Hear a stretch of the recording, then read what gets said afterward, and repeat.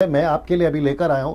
मैं चाहता हूं कि आप उसको ध्यान से सुने। मेरे पास में आज थोड़ा सा टाइम होगा दोस्तों, और लास्ट में एक मेजर अनाउंसमेंट है जो मैं आप सभी के लिए करूंगा।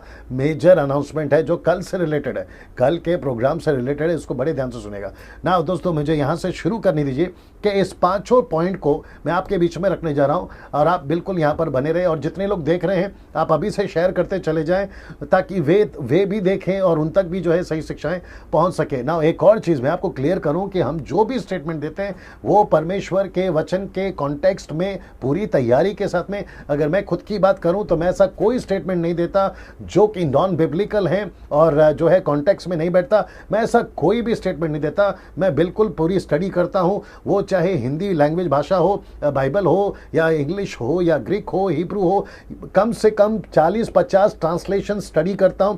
कोई भी मेजर स्टेटमेंट अगर देना होगा तो ना। मैं वापस कहता हूं कि डैनियल राज जो 25-26 साल से मिनिस्ट्री में है, काफ़ी लोग मुझे फॉलो करते हैं, उन सबकी रिस्पॉन्सिबिलिटी मैं समझता हूं कि मैं लेता हूं मेरे हर एक स्टेटमेंट के ऊपर। क्योंकि मैंने 2 दिन पहले भी कहा था कि मेरे हर प्रचार का हिसाब यीशु मुझसे पूछेगा। मैं क्या प्रचार करता हूं, मैंने कौन से स्टेटमेंट्स बनाए हैं, उन सब का मैं ध्यान रखता हूं। और मुझे इस बात का एहसास है, डर है, इसलिए बिल्कुल तैयारी के साथ मैं आता हूं। राइट नाउ इस वक्त में यहाँ पे देखेंगे 5 में से सबसे पहले हम बात करेंगे पवित्र आत्मा की। ना मेरे साथ में बने रहे। पवित्र आत्मा का विषय, पवित्र आत्मा यानी होली स्पिरिट इंग्लिश में। आइए इसके ऊपर हम जल्दी से बात करते हैं। यीशु के द्वारा, हालांकि प्रभु के दासों ने बहुत सारी बातें बोली हैं, यीशु के द्वारा पहली बार पवित्र आत्मा का जिक्र करना। मैं रिपीट करता हूं कि यीशु के द्वारा पहली बार पवित्र आत्मा का जिक्र करना। यूहन्ना की किताब उसका 14वां अध्याय वचन 16। मैं रिपीट करता हूं 14 का 16। आइए देखते हैं क्या लिखा है। लिखा है कि मैं पिता से विनती करूंगा, वह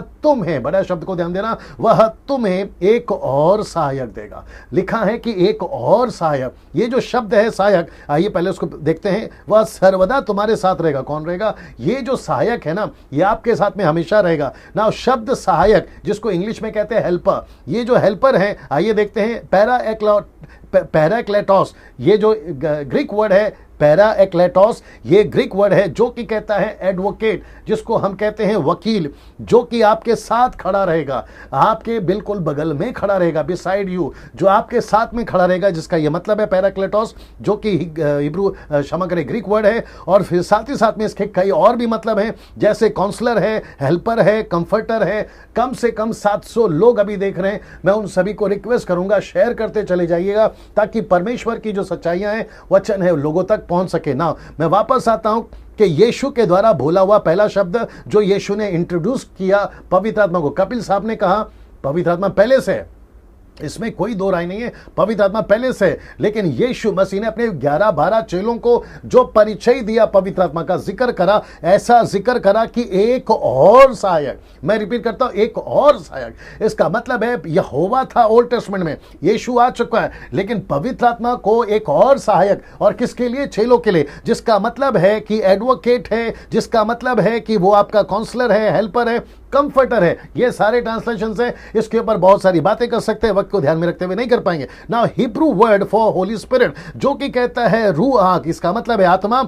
हा केडोश, पवित्र आत्मा, पवित्र। एक है रूआक यानी पवित्र, क्षमा करें, आत्मा, और दूसरा जो वर्ड है वो है हा केडोश जो कि कहता है पवित्र, होली। इसका मतलब है हिब्रू में जब भी रू ओल्ड टेस्टमेंट में तो उसको कहा जाता है रूआक, है केडोश, पवित्र। ना इसको देखिए, ग्रीक में जब पवित्र आत्मा का ट्रांसलेशन हुआ तो वहां हुआ पिनियोमा, स्पिरिट यानी कि आत्मा, पिनियोमा। फिर दूसरा वर्ड हुआ हग एओस जो कि कहता है पवित्र। तो पवित्र आत्मा न्यू टेस्टमेंट में पिनियोमा, और जो कि ओल्ड टेस्टमेंट में है रूआक।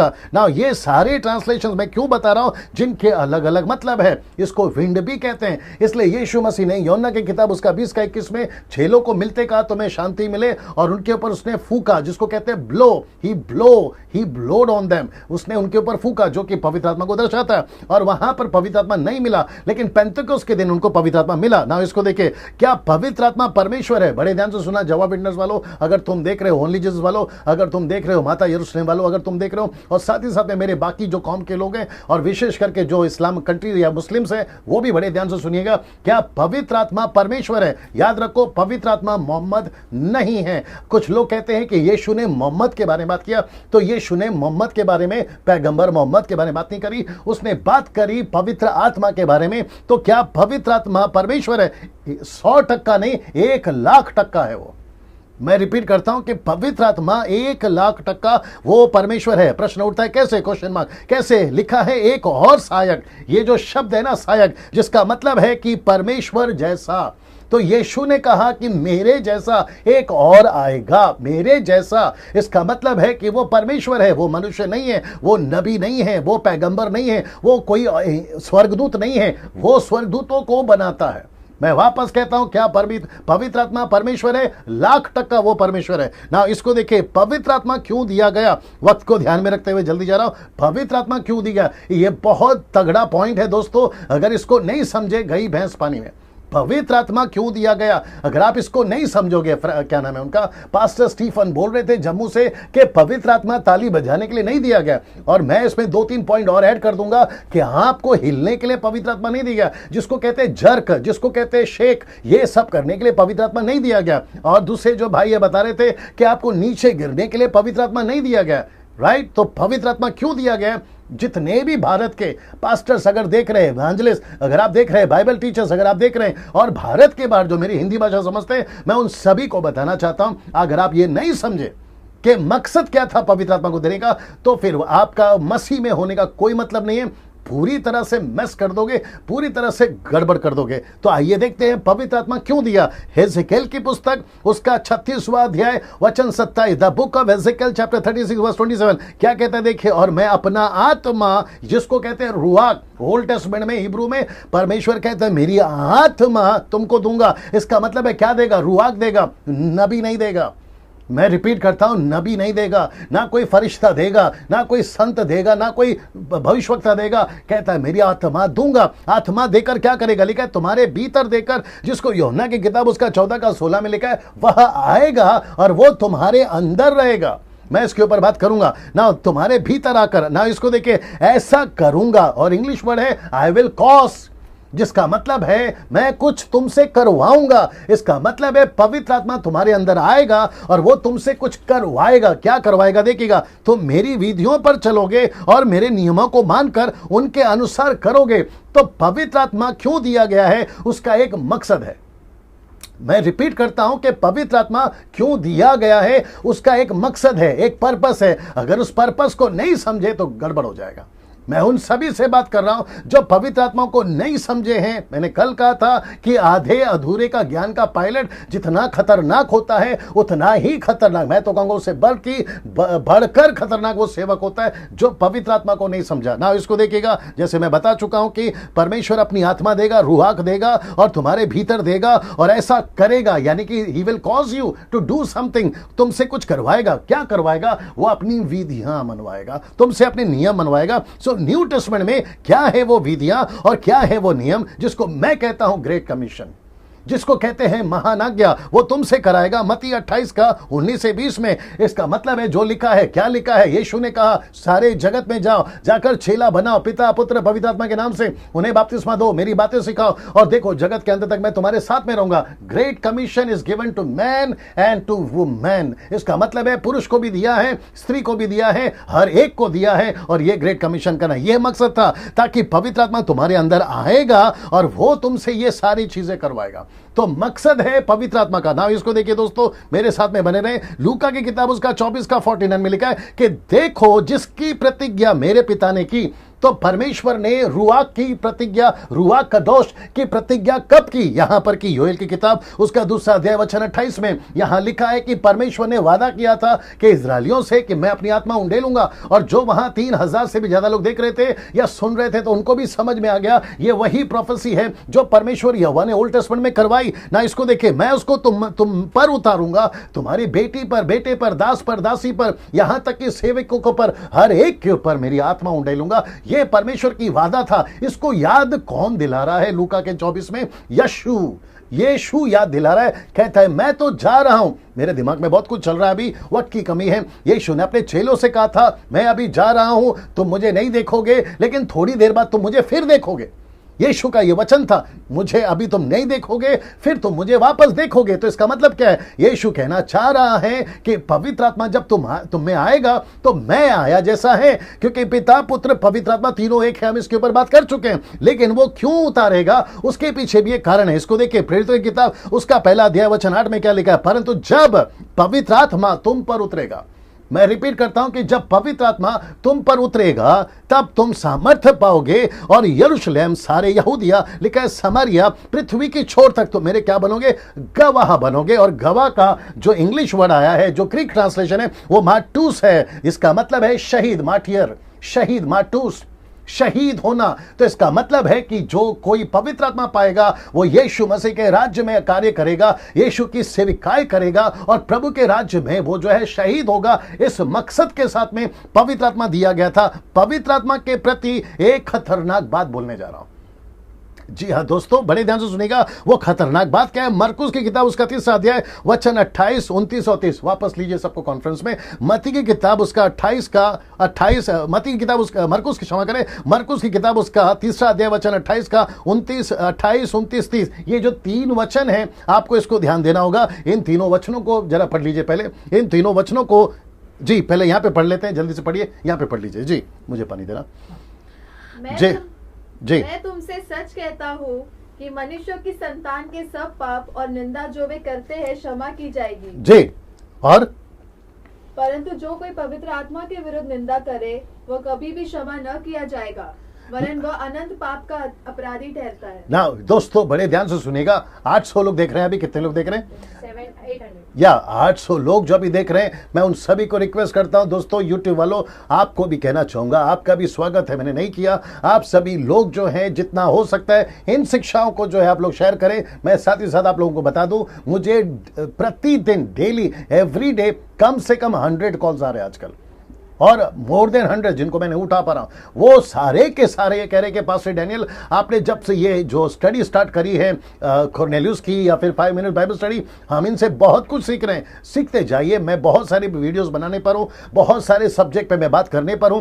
बिल्कुल तैयार रहिएगा, ताकि परमेश्वर के राज्य में जब तक मैं जिंदा हूं, जब तक सांस चल रही है, हम परमेश्वर के इस पीढ़ी को इस तरीके से तैयार करना चाह रहे हैं, ताकि अगली 22वीं पीढ़ी तक जब प्रभु का सुसमाचार फैलेगा तो साफ सुथरा सुसमाचार हो, खरा शिक्षा हो। ये जितनी भी मिलावटें हैं उससे हम छूटकर, उनको छुटकारा देकर प्रभु के राज्य में आगे बढ़ाएंगे। ये जो शब्द है ना दोस्तों, निंदा, इसका मतलब है यीशु ने कहा मैं तुमसे सच कहता हूं कि मनुष्य के संतानों के सब पाप की निंदा जो वो करते हैं क्षमा की जाएगी, क्षमा की जाएगी, परंतु जो कोई पवित्र आत्मा के विरुद्ध निंदा करेगा ना। हम इतने सेंसिटिव इस विषय पर क्यों हैं? ये खतरनाक बात है। अभी कुछ लोग क्या करते हैं, बड़े ध्यान से सुनेगा, फेसबुक पे, यूट्यूब पे, जब हम जैसे सेवक या मेरे जैसे 10% जो जेन्यून है, सच्चे हैं, जब प्रचार करते हैं कोई भी सब्जेक्ट के ऊपर, तो वो क्या कहते हैं कि इनमें दुष्टात्मा है, ये दुष्टात्माओं की सहायता से बोलते हैं। एग्जैक्टली वहां पर यीशु के साथ में भी हुआ था। ऐसा क्यों? यीशु ने क्यों कहा कि इतनी खतरनाक है? क्योंकि यीशु के बारे में वचन 3:30 में, यीशु के बारे में,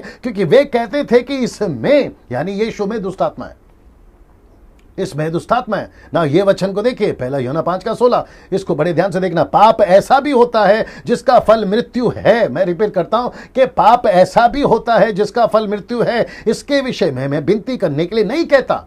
तो इसका मतलब है कौन सा पाप है? वो ये पाप है जब कभी भी तुम पवित्र आत्मा के सेवकों की, पवित्र आत्मा से भरे सेवकों की जब तुम निंदा करते हो, आप जब कोई भी स्टेटमेंट किसी का भी सुनते हैं, चाहे वो मेरा सुनते हैं, आप जब बिना सोचे समझे कोई भी कमेंट पास करते हो या फिर नीचे कमेंट पे लिखते हो, तो आपको सोच समझ के लिखना है कि ये बंदा क्या बोल रहा है, सही बोल रहा है, गलत बोल रहा है। अगर आप उसके बाद स्टडी करते हैं, इसलिए कहते हैं सेल्फ स्टडी करिए, इसलिए कहते हैं कि जानिए, इसलिए कहते हैं कि समझिए, फिर उसके बाद में बात करिए। नहीं तो फिर ये जो दिन है ना, आपको देखना पड़ जाएगा ना। मेरा फर्ज है मैं आपको वार्न करूं, क्योंकि पवित्र आत्मा के विरोध में बात करना खतरनाक हो जाएगा ना दोस्तों। अब क्योंकि वक्त को भी ध्यान में रखना है। लग गया कॉल? कौन ऐड पे आ गया? ओके ना मुझे दीजिए। अनॉइंटिंग के बारे में दोस्तों जल्दी से बात करते हैं। 820 लोग अभी देख रहे हैं जी। कपिल साहब जल्दी से आएंगे आपके पास में। कपिल साहब, अभिषेक के बारे में, अनॉइंटिंग जो है उसके बारे में आपसे मैं जल्दी से पूछूंगा। आपको क्या लगता है कि अभिषेक जो है वो एक बार हो जाता है या हमें बार बार अभिषेक की जरूरत है? अभिषेक भैया एक बार हो जाता है भैया जी जी नहीं, और वो लेकिन स्थिर रहता है, जी वो स्थिर रहता है भैया जी जी नहीं, कुछ लोग और क्या उसको- करते हैं जी, आपको रोक रहा हूं, कुछ लोग क्या करते कहते हैं कि आपका अभिषेक नहीं हुआ है और इसलिए आपको जो है अभिषेक की जरूरत है, और फिर कहते हैं कि आपने वहां अभिषेक करा लिया, मेरे से भी करा लो। ऐसा नहीं है भैया, ऐसा नहीं है। जी। अभिषेक एक ही बार होता है जी। और वो अभिषेक निरंतर बना रहता है। आप एलिशा के विषय में देखिए, अभिषेक उसका ऐसा बना था कि मरने के बाद उसके हड्डी तक में बना हुआ था वो अभिषेक भैया। क्या बात है, क्या बात तो है। हड्डी तक में, मतलब हड्डी मरने के बाद में भी उससे मुर्दा जी, टच हुआ तो जिंदा हो गया। जी जी जी मतलब ना, अभिषेक ऐसा नहीं है कि आने जाने वाला उसका सिस्टम लगता है कि भैया मिला, उसने हाथ रखा, अभिषेक मिल गया, फिर चला गया, फिर कपिल शर्मा मिला, उसने हाथ रखा, फिर अभिषेक मिल गया, ऐसा नहीं है। जी, एक जी। बार जो अभिषेक मिल गया, और वो अभिषेक किसी इंसान के द्वारा नहीं है, परमेश्वर के द्वारा भी है। और ओके। परमेश्वर जो देता है वो वापस नहीं लेता है। ओके, परमेश्वर गुड, जो गुड। देता है वो वापस नहीं लेता है। गुड। शैतान को जो हमारे खिलाफ युद्ध लड़ रहा है, जब उसको ग्रुप बनाया था, जितनी पावर दी थी आज तक, उससे वो पावर वापस नहीं ली। जी। तो हमसे परमेश्वर अभिषेक कैसे वापस ले सकता है? जी जी ना, दूसरे कौन है लाइन पे? जी भैया। पास्टर स्टीफन जी जी जी, पास्टर स्टीफन साहब, अभिषेक जो है जल्दी से 2 लाइन उसके बारे में बोलिए। जी पास्टर जी, अभिषेक जो है वो बार बार नहीं जो होता है, अभिषेक जो है वो एक ही बार है। जी और अभिषेक जैसे पास्टर जी ने बताया कि उस एलीशा का अभिषेक था और एक ही बार हड्डी तक वो अभिषेक था। जी। तो अभिषेक जब पतरस का भी अभिषेक हुआ तो पतरस उल्टा लटकने के लिए, मरने के लिए तैयार हो गया। जी। तो ये नहीं है कि अभिषेक हम पंजाब में आएंगे तो वहां से अभिषेक करवाएंगे, जम्मू में आएंगे वहां से अभिषेक करवाएंगे, वहां जी। से अभिषेक करवाएंगे, बड़े बड़े पात्रों से अभिषेक कराएंगे। तो यहाँ तक है पास्टर साहब, आजकल तो अभिषेक दिख भी रहा है। जी। 500 रुपए का अभिषेक ले लीजिए, 1000 रुपए का अभिषेक ले लीजिए, वो 500 से अभिषेक ले लीजिए। नहीं नहीं नहीं, अभिषेक एक ही बार है, जी। वो ठहराया हुआ अभिषेक जी। है। हम कभी भी जगह जगह के बीच में जाकर अभिषेक को नहीं लेते, अभिषेक जी। चला नहीं जाता है। लेकिन एक चीज जरूर है, जब हमारे अंदर पाप आ जाता है या हमारे अंदर कई चीजें आ जाती है, शरीर के विलासा, आंखों की विलासा, जीविका का घमंड, या पास्टर साहब या किसी सेवक के अंदर ये चीजें आ गई हैं, तो अभिषेक क्या हो जाता है, एकदम साइड के ऊपर भी चला जा सकता है। जी। ये नहीं है कि अभिषेक जो है वो अभिषेक उसके ऊपर बना ही रहेगा, उस चीज के बीच में नहीं। अगर वो पाप में गिर गया, अगर उसकी जिंदगी के बीच में गलती आ गई है, बहुत कुछ आ गया, तो मैं कहता हूँ फिर उसका अभिषेक तो उसके ऊपर से खत्म भी हो गया। जी लेकिन जी ये नहीं है कि अभिषेक हम बार बार करवाते रहे, बार बार करवाते रहे, जी, जी, जी। हाथ रखवाएंगे तो उन्हीं से अभिषेक जी। मिलेगा, ऐसा कुछ नहीं है। अभिषेक एक बार है और वो बना रहेगा, और अभिषिक्त बंदा मरने के लिए भी तैयार हो जाएगा। जी जी जी, बढ़िया बढ़िया ना। और कौन है लाइन पे? पास्टर पॉल, पास्टर पॉल जी। ये सर। जी पास्टर पॉल साहब, अगर मैं यूं ही पूछूं अभिषेक के बारे में आपका क्या कॉन्सेप्ट है, जल्दी से। ये सर, अभी जो हम बात कर रहे हैं पवित्र आत्मा की अभिषेक, अनॉइंटिंग और just Holi spirit anointing, right? Right right ये टॉपिक चल रहा था हमारे। राइट।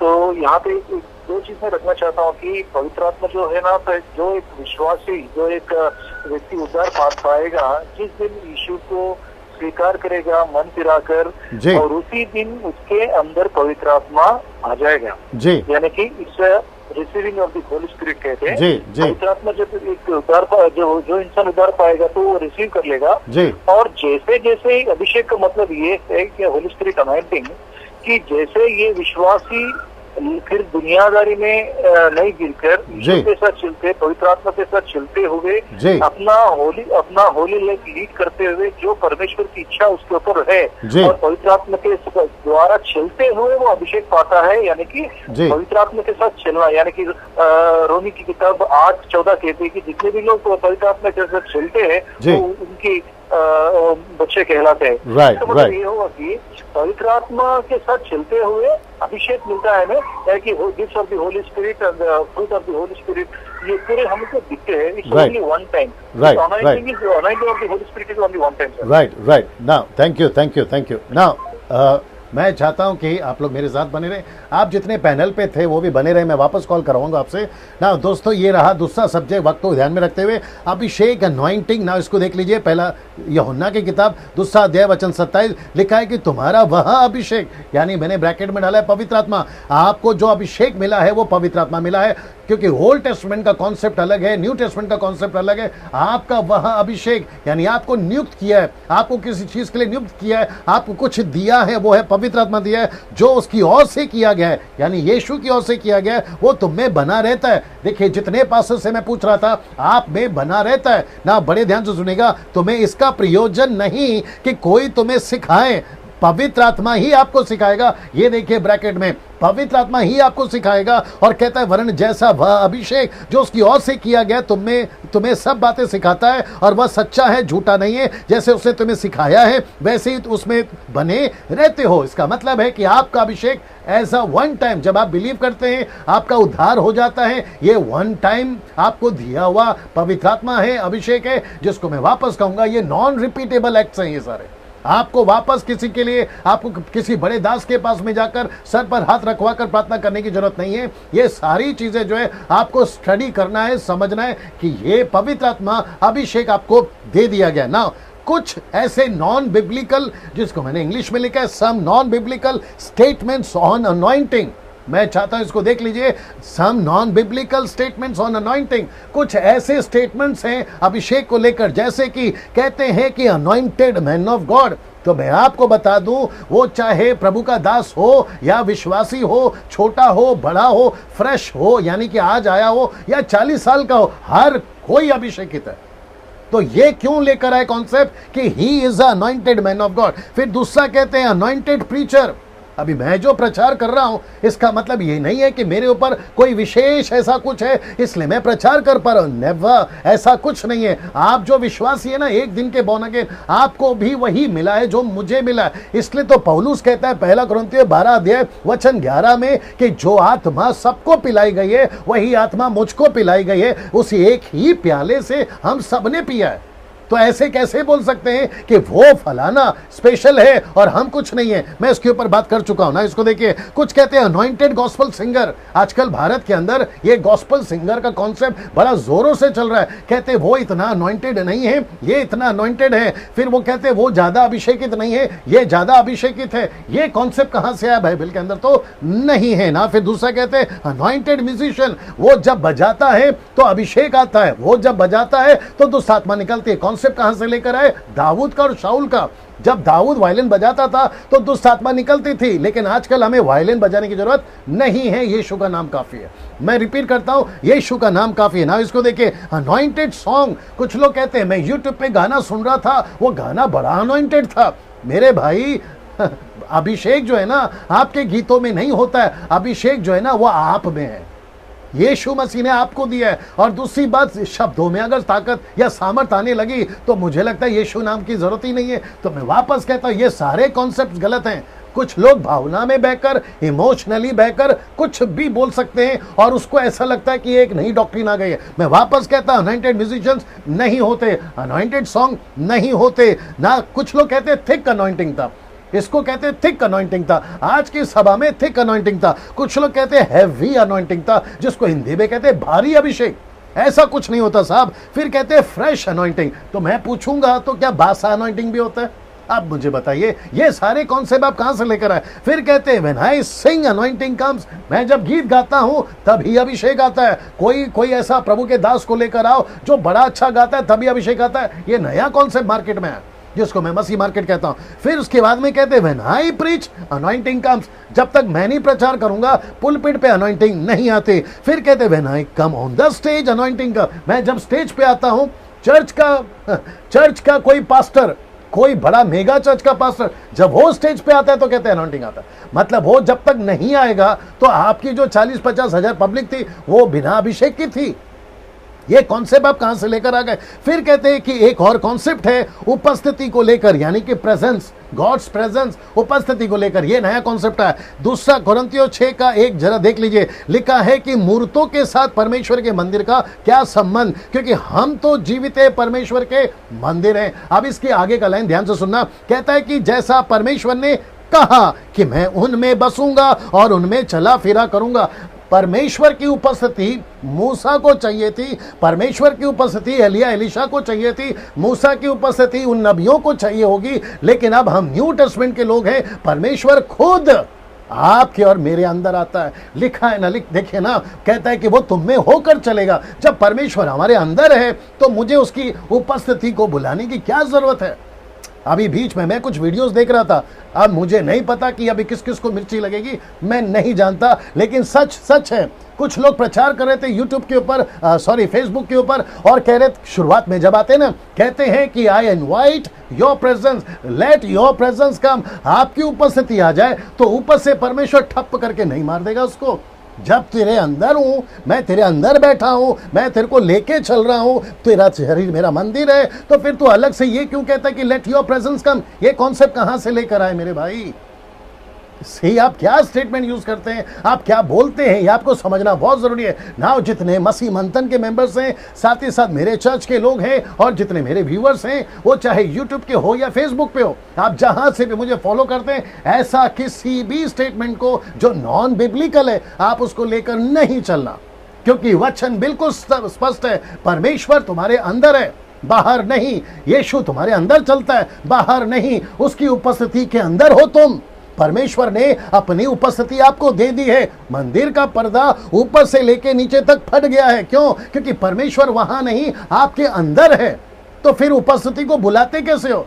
बीच में कुछ गाने बहुत जोरों से चले थे, अब ये मुंबई से ही निकला है। ऐसे सब टाइप के गाने मुंबई से निकलते हैं। कहते हैं, मैं भी गाता था, लेकिन तभी समझ नहीं थी, क्योंकि पौलुस कहता है कि जब तक मैं बालक था तो बालकों की तरह बोलता था, बालकों की तरह समझ थी, लेकिन जब हम सियाने हो जाते हैं तो हमें परिपक्व होना, मैच्योर होना, परिपक्व होना जरूरी है। मेरा दिल बने तेरा सिंहासन एक वक्त के लिए बड़ा अच्छा लगता था, गाते वक्त में बड़ा अच्छा है, धुन भी अच्छा है, सब कुछ अच्छा है, लेकिन वचन क्या कहता है? तेरा दिल कब का सिंहासन बन गया है?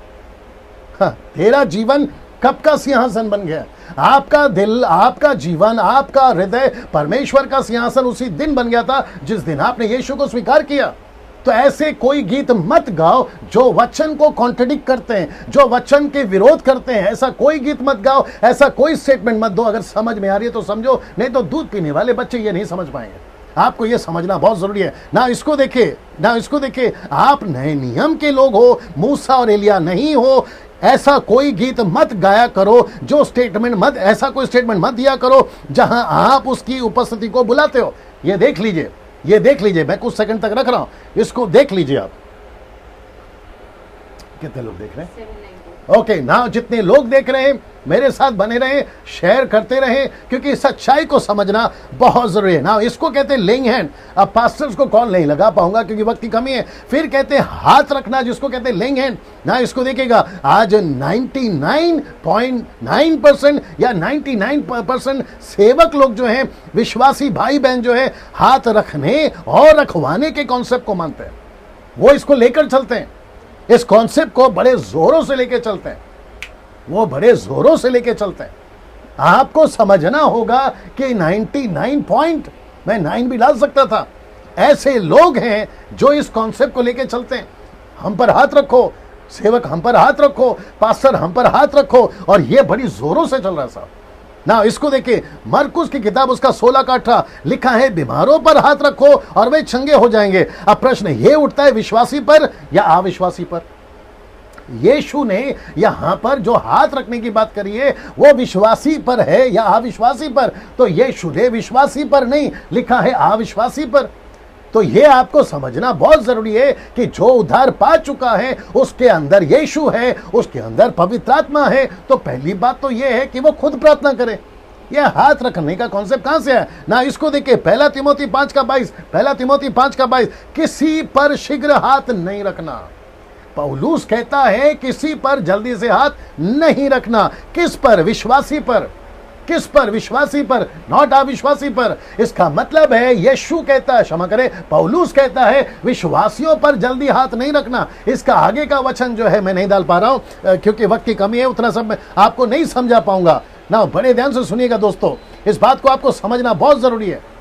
इस बात को आपको समझना बहुत जरूरी है कि यीशु मसीह ने कहा था कि तुम बीमारों पर हाथ रखो, हाँ विश्वासियों पर हाथ रखो, चलेगा। लेकिन पौलुस कहता है कहां गया? पौलुस कहता है विश्वासियों पर शीघ्र हाथ नहीं रखना। 850 लोग अभी जो जुड़ गए हैं, मैं उन सभी को कहना चाहूंगा, जितना हो सकता है शेयर करिए, इस सच्चाई के संदेश को लोगों तक जाने दीजिएगा और लास्ट तक बने रहिएगा। कल का अनाउंसमेंट कल कैसा होगा, एक अनाउंसमेंट जो कि बहुत इंपॉर्टेंट है, मैं करने जा रहा हूं ना। वे अविश्वासियों के लिए हाथ रखकर प्रार्थना कर सकते हैं, मुझे इसमें कोई दिक्कत नहीं है, लेकिन विश्वासियों के लिए हाथ रखकर प्रार्थना करने की जरूरत नहीं है। इसको देख लीजिए, मैं रिपीट करता हूं, अविश्वासियों के ऊपर आप हाथ रख के प्रार्थना करो, चलेगा, लेकिन विश्वासियों के लिए प्रार्थना करने की, हाथ रखने की जरूरत नहीं है ना। इसको देखिएगा, जिसको कहते हैं स्लेन इन द स्पिरिट, मतलब आत्मा में नीचे गिरना। बड़े ध्यान से सुनिएगा, यह बड़ा गजब का पॉइंट है, जो कि कहता है, ये चित्र देख लो, पहले ये चित्र देख लो जी, ये चित्र देख लो। आप जैसे देख रहे हैं, जैसे आप देख रहे हैं, जो कि टॉपिक है स्लेन इन द स्पिरिट, आत्मा में नीचे गिराना। आप इसको देख लो फिर से, इस हिस्से को या ऐसे एक्टिविटीज को या ऐसे चित्र को 99.9% आज की कलीसियाओं में आप देख सकते हैं, वो चाहे भारत की हो या फिर विदेश की हो, अफ्रीका, अमेरिका, आप जहां पे भी चले जाएं, यूट्यूब पे, फेसबुक पे आपको ऐसा चित्र दिखेगा। इसको कहते हैं स्लेन इन द स्पिरिट, मतलब नीचे गिराना ना। इसको देखिए वचन को, पूरे बाइबल में एक भी घटना, मैं रिपीट करता हूं कि पूरे बाइबल के अंदर एक भी घटना नीचे यानी कि पीछे गिरना, नीचे गिरने वाली नहीं है। मैं वापस कहता हूं, मैं ऐसा कोई स्टेटमेंट नहीं देता, मैं ऐसा कोई भी स्टेटमेंट आपके बीच में नहीं लाता जब तक मैं उसको स्टडी नहीं करता। जितने हमारे कॉन्फ्रेंस के पैनल के लोग अभी देख रहे हैं और साथ ही साथ जितने पास्टर्स देख रहे हैं, मैं उन सभी को कहना चाहता हूं कि सर, ऐसा कोई एक्टिविटीज बाइबल के अंदर नहीं है। मैं वापस कहता हूं, ऐसा कोई एक्टिविटीज आपके पवित्र शास्त्र के अंदर नहीं है। जितने भी गिरे वो सब के सब मुंह के बल गिरे, मतलब मुंह के बल, ऐसे सामने, पीछे नहीं गिरे साहब ना। इसको देखिए, दूसरा इतिहास उसका 5:14, क्योंकि कुछ लोग ये सिखाते हैं कि नीचे यानी पीछे, पीछे पीछे गिरे हैं। कहां गिरे हैं तो रेफरेंस उठाकर बताते हैं ये वाला, बट इसको ध्यान से सुनना। लिखा है, बादल के कारण याजक लोग सेवा टहल ना कर सके या टहल करने को खड़े ना रह सके, क्योंकि यहोवा का तेज परमेश्वर के भवन में भर गया था। तो ये जो शब्द है ना, खड़े ना रह सके, अब इसका जॉन वाइक्लिफ, जो कि 13th सेंचुरी में सबसे पहले इंग्लिश ट्रांसलेशन जिस व्यक्ति ने किया, John Wycliffe, King James version के पहले, क्योंकि king James version 16th century में आया था। आपका जॉन वाइक्लिफ जो है ना, वो 13th सेंचुरी में आया था। वो क्या कहता है देखिए, और वो कहता है जी, वो कहता है, and the priest could not continue to minister because of the darkness. कौन सा डार्कनेस? उन प्रीस्ट को एहसास हुआ कि यहां पर हम ठीक नहीं है, इन प्रीस्टों को एहसास हुआ हमारे में कुछ गलतियां है, तो वो ना खड़े रह सके for the glory of the lord and fill the house of the lord, so they couldn't minister.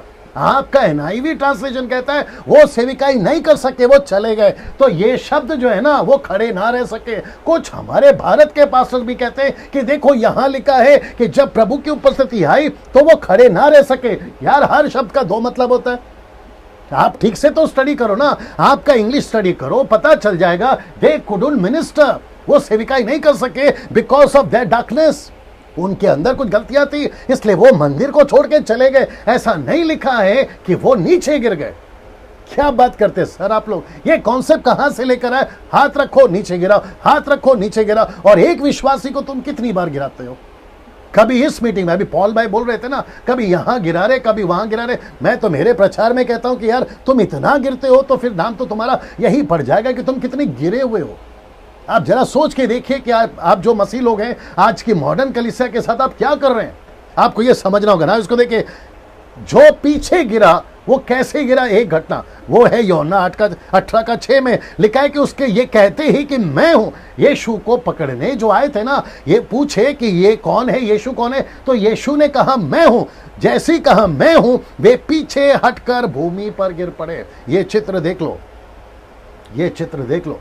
अब इससे स्पष्ट और इससे साफ चित्र मेरे को नहीं मिला, इसलिए मैं नहीं डाल पाया। जितना आप देख सक रहे हैं, जैसे यीशु ने कहा मैं हूं, ये सारे के सारे पीछे गिर गए। कितने लोग देख रहे, देखो, ये सारे के सारे पीछे गिर गए। 867 ना, जितने भी 860 लोग आप देख रहे हैं, मैं आप सभी को कहना चाहता हूं कि नीचे गिरने का कॉन्सेप्ट बाइबल के अंदर, नीचे गिरने का आपका बाइबल के अंदर ऐसा कोई कॉन्सेप्ट नहीं है।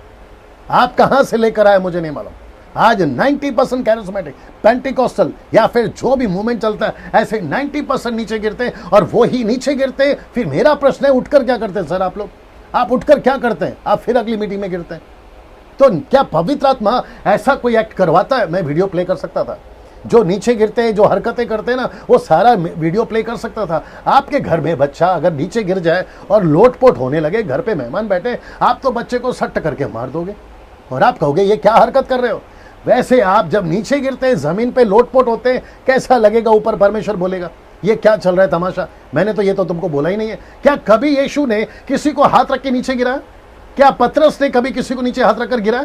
क्या पौलुस ने किसी को हाथ रख? मुझे एक रेफरेंस निकाल के बताइए, मैं यूट्यूब पे और फेसबुक पे प्रचार करना छोड़ दूंगा। एक रेफरेंस दीजिए आप मुझे, मैं आपको ओपन चैलेंज देता हूं। वो चाहे मुंबई का पास्टर हो या फिर नागपुर का, पुणे का, कोल्हापुर, शोलापुर या बाहर का कोई सेवक हो, मुझे एक स्क्रिप्चर निकाल के बताइए जहां किसी को नीचे गिराया हाथ रख के प्रार्थना करके। मैं आपको ओपन चैलेंज देता हूं, आप बताइए मुझे। नहीं बता पाओगे। मैं वापस कहता हूं कि जिसको 18 पता है उसको 17 मत सिखाया करो। हम जानते हैं, इसलिए आपके बीच में रख रहे हैं। ये सारा तमाशा आपके पंजाब में चल रहा है, आपके साउथ में चल रहा है, नॉर्थ में चल रहा है, महाराष्ट्र में चल रहा है। आप खास करके सारा बेड़ा गर्क तो आप महिलाओं ने करके रखा हुआ है। पास्टर जी प्रार्थना करा, मराठी वाले लोग आते, माझ्यासाठी प्रार्थना करा टपाक, माझ्यासाठी प्रार्थना करा टपाक। आप सोच के देखिए आप क्या करें, और ऊपर से ऑफरिंग देते हैं आप। अच्छा, दूसरी चीज मुझे पता चला, अगर कोई पास्टर प्रार्थना करता है और वो नीचे गिरता है तो महिमा कौन ले रहा है? परमेश्वर ले रहा है या वो पास्टर ले रहा है जिसने उसको नीचे गिरा? जब पब्लिक नीचे गिरती है और जो दूसरी पब्लिक खड़ी रहती है वो तालियां बजाती है, किसके लिए? पास्टर के लिए। कहते हैं कितना पावरफुल पास्टर है, उसने हाथ रखा और नीचे गिरा और पास्टर भी खुश। तो तुम यहां परमेश्वर की महिमा नहीं चुना रहे हो? जरा सोच के देखिए तुम क्या कर रहे हो। मैं उन सब के खिलाफ हूं, डैनियल राज उन सब के खिलाफ है जो ऐसी हरकत करता है। मैं वापस कहता हूं, मैं पवित्र आत्मा को मानता हूं, मैं पवित्र आत्मा के सामर्थ को मानता हूं। बीच में एक विचित्र प्राणी कह रहा था कि पास्टर डैनियल, परमेश्वर का काम, परमेश्वर का राज्य बातों में नहीं सामर्थ में। 1 कुरिन्थियों 4:20। मुझे भी पता है मेरे भाई, इस हाथ ने 5 मुर्दे जिंदा किए हैं। अभी भी हम प्रार्थना करते हैं, चमत्कार होते हैं, वो विषय अलग है। लेकिन ऐसी हरकतें करने के लिए परमेश्वर ने नहीं बोला है। आप नीचे गिरा रहे हो, ऊपर उठा रहे हो, आप कभी इसको गिरा रहे हो, कभी उसको गिरा रहे हो। और हद तो तब हो गई, कहते हैं हम फूक मारेंगे और आप नीचे गिर जाओगे। हम 1 2 3 बोलेंगे, आप नीचे गिर जाओगे। हम रुमाल घुमाएंगे, आप नीचे गिर जाओगे। हम कोट घुमाएंगे, आप नीचे गिर जाओगे। ये कॉन्सेप्ट कहां से लेकर आए सर? ये कॉन्सेप्ट आप कहां से लेकर आए? आप जरा बताइए। आप जितने देख रहे हैं, मैं आप सभी से पूछना चाहूंगा, और जो यूट्यूब पे देखेंगे मैं उनसे भी पूछना चाहूंगा, मुझे एक स्क्रिप्चर निकाल के बताइए जहां लोग नीचे गिरे।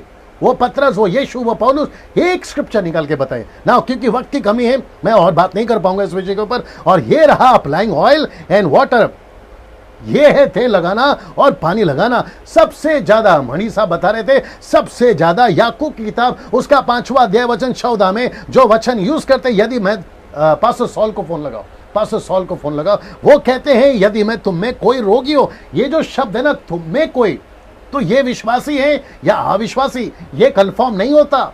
ये विश्वासी भी हो सकता है या अविश्वासी भी हो सकता है। तो कलीसिया के प्राचीनों को बुलाए और वे प्रभु के नाम से उस पर तेल मरकर उसके लिए प्रार्थना करें। और इसको देखिएगा साहब ना, ये पॉल साहब, सॉल साहब को फोन लगाई ना। ये वचन कहता है कि बीमारों के लिए तेल लगाकर प्रार्थना करें ना। वचन 16 बाइबल में से निकालना, वचन 15 इसी का, और मुझे फोन देना।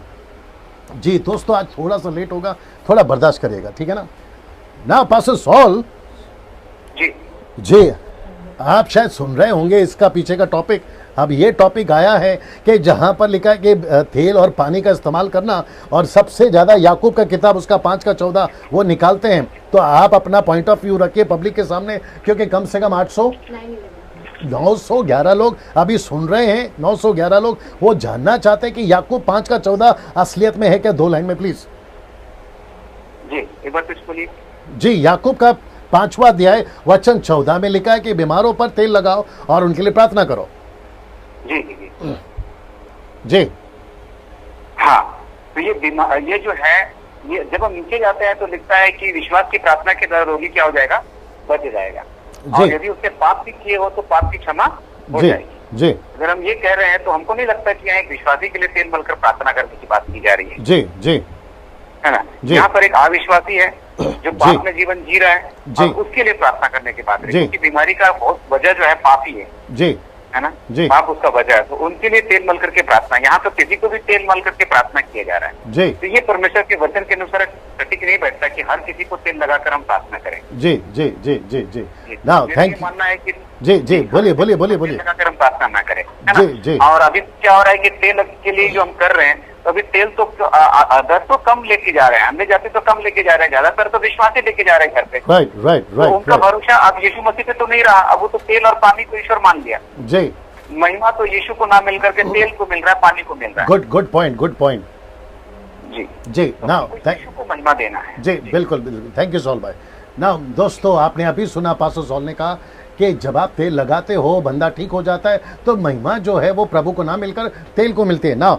कुछ लोग कहेंगे, खास करके पंजाब से कुछ लोग कहेंगे कि वचन 16 कहते हैं विश्वासी की प्रार्थना के द्वारा रोगी बच जाएगा। 15 पढ़ रहा हूं, विश्वासी की प्रार्थना के द्वारा रोगी बच जाएगा, प्रभु उसको उठाकर खड़ा करेगा, यदि उसने पाप भी किया हो तो उसकी क्षमा हो जाएगी। मतलब जो बंदा है वो विश्वासी है, अगर वो विश्वासी है तो वो पाप क्यों कर रहा है? चलो, अगर वो अविश्वासी है तो समझ में आती है उससे पाप हो रहा है, लेकिन विश्वासी है तो पाप क्यों कर रहा है? नंबर 1। नंबर 2, यहां पर वचन 16 कहता है इसलिए तुम आपस में एक दूसरे के सामने अपने अपने पापों को मान लो। ये कॉन्सेप्ट चलता था, नहीं लोगों का उद्धार होता था, वे आपस में प्रभु के पास आते थे, अपने अपने पापों को तौबा करते थे। इसलिए लिखा है इसलिए तुम आपस में एक दूसरे के सामने अपने अपने पापों को मान लो और एक दूसरे के लिए प्रार्थना करो। तो मतलब जो पापी लोग आते थे उनके लिए प्रार्थना करते थे, अगर उनकी कोई बीमारी है तो कहते हैं एक दूसरे के लिए प्रार्थना करो जिससे चंगे हो जाओ। तो मतलब जो चर्च में उस वक्त में आते थे, याद रखो याकूब की किताब उसका 2 अध्याय में लिखा है कि धनी लोग भी चर्च में आते थे, गरीब लोग भी चर्च में आते थे। कॉन्टेक्स्ट को देखिए आप, ये याकूब की पत्री की बात चल रही है, तो वहां पर 2 अध्याय में लिखा है गरीब भी आते थे, अमीर भी आते थे, सोने के छल्ले पहन के आते थे, कोई उनको ऊपर बिठाता था कि गरीब को नीचे बिठाते थे। ऐसा चलता था जैसे कोरिन्थ की कलीसिया में पौलुस ने कहा, तो यहां पे भी वही चल रहा है। तो यहां पे तेल को हाईलाइट नहीं किया गया विश्वासियों के लिए। तो आप आउट ऑफ कॉन्टेक्ट कोई भी वचन उठाकर उसको अपने जीवन में जोड़ते मत रहिए। मैं जानता हूं कि वक्त हो चुका है, मुझे 2 मिनट और दीजिए, मैं समाप्त करने वाला। अभी कितने लोग देख रहे हैं? 880 लोग जो देख रहे हैं, मैं आप सभी को कहना चाहता हूं कि कल जो सब्जेक्ट पे हम बात करेंगे वहां है ये वाला, क्या मरियम से पैदा होकर यीशु पापी हो गया था? मैं रिपीट करता हूं, क्या मरियम से पैदा होकर यीशु पापी हो गया था? ये सब्जेक्ट पे बात करेंगे। और दूसरा जो सब्जेक्ट होगा कल्चर और क्रिश्चियनिटी, मतलब कल्चर में औरतों का सिंदूर लगाना, लिपस्टिक लगाना और फिर उसके बाद में मंगलसूत्र पहनना, ये सारे जो कल्चर्स हैं पंजाब के अंदर, सर पे पगड़ी रखकर आप प्रचार कर सकते कि नहीं, क्या पगड़ी उतारना जरूरी है? इन सभी के ऊपर कल चर्चा होगी। और साथ ही साथ में जब परमेश्वर को पता था तो परमेश्वर ने अदन के बगीचे में वो पाप का पेड़ क्यों लगाया जबकि उसको पता था ये खाएगा? तो ये 3 सब्जेक्ट के ऊपर जो है कल चर्चा होगी दोस्तों। लेकिन अभी एक अनाउंसमेंट है जो मैंने कहा था आपको सुनना जरूरी है, बड़े ध्यान से सुनिएगा। कितने लोग देख रहे हैं? 868 ना जी, आप लोग मेरे साथ में बने रहे। एक अनाउंसमेंट कर रहा हूं कल के लिए। ये जो प्रोग्राम हमने स्टार्ट किया है कॉर्नेलियस फेसबुक टॉक, ये कल लास्ट है। जी आपने ठीक सुना कि ये जो प्रोग्राम है ये कल संडे लास्ट है। ओके, उसके बाद वापस मैं शुरू करूंगा, या फिर वापस आस्क डैनियल राज प्रोग्राम शुरू करूंगा, या फिर मैं खुद डायरेक्ट लाइव आ जाऊंगा। मुझे नहीं पता जैसा लीड होगा, लेकिन ये जो 1 हफ्ते का प्रोग्राम आप सबके लिए चलाया जिसमें 20 टॉपिक, ये कल का 3 टॉपिक पकड़कर टोटल 20 विषयों पर हम अभी तक बात कर चुके हैं। जितने पास्टर्स पैनल थे उन सभी के साथ में हम लोग ने आपसे बात करी है, और हर तरीके से बात करिए, वचन को सामने रखकर बात करिए, इन कॉन्टेक्स्ट बात करिए, आउट ऑफ कॉन्टेक्स्ट बात नहीं करिए। सो ये प्रोग्राम कल लास्ट है। मैं रिपीट करता हूं, ये प्रोग्राम कॉर्नेलियस फेसबुक टॉक कल लास्ट है। तो आप सभी सुनिएगा, मैं वापस कहता हूं, ये रहेगा एक टॉपिक, क्या मरियम से पैदा होकर यीशु पापी हो गया था? दूसरा कल्चर एंड क्रिश्चियनिटी, जब परमेश्वर को पता था दूसरा, तो उसने पाप का पेड़ क्यों लगाया या वो फल क्यों लगाया? तो इसके ऊपर जो है कल 3 विषय पर हम बात करेंगे। वापस कह रहा हूं, कल लास्ट है। कितने लोग देख रहे हैं? 846 कल लास्ट है। ओके, तो आप सभी को कल का आखिरी प्रोग्राम ये वाला कॉर्नेलियस वाला, मैं आते रहूँगा, बात करते रहूँगा, 5 मिनट्स का बाइबल जो टीचिंग है वो देता रहूँगा। लेकिन ये कॉर्नेलियस वाला जो है कल हम इसको एंड कर रहे हैं, कल लास्ट है। उसके बाद में देखते हैं आगे।